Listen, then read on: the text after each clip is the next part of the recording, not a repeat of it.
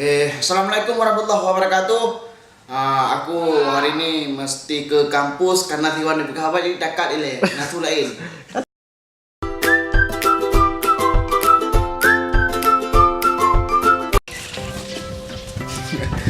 Agak sila di sweater, iya je kami. Merah ya, asal ulang. Jadi ho, produk lain tu lah bayar je.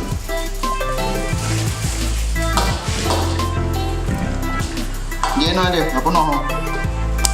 Ya. Oh, udah ni. Namu. Tahu. Alah. Tiket dulu noh.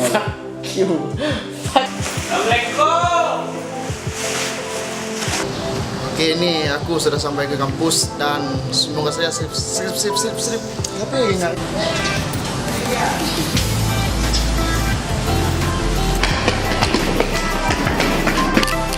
Hey, jangan bertepuk. Kat dulu. Oh, arah ni nanti. Kalau apa macam dah le. Saya mau konsul. Silakan. Ulang Pak saya lagi. Ya, silakan. Coba. Assalamualaikum warahmatullahi wabarakatuh. Aku hari ini mesti ke kampus. Mau boleh tanya?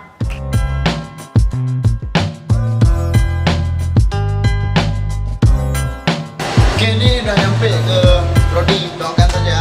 Aku mau masuk Prodi. Dan hidup lah. Pak, saya mau konsul. Silakan dulu. Pak, secara umum ini sudah layak, cuman mohon diperhatikan ada beberapa kesalahan teknis diperbaiki. Silakan diambil skripsinya diperbaiki. Santai saja nih, silakan diminum. Ada air water, jangan tegang kali. Bapak minum airnya juga ya? Saya sama. Ya. Kalau begitu kita minum sama-sama dengan mengucapkan Bismillahirrahmanirrahim. Alhamdulillah. Minta izin Pak. Selamat ya. Oke, untuk hari ini sekian dan kalian doakan saja saya cepat wisuda.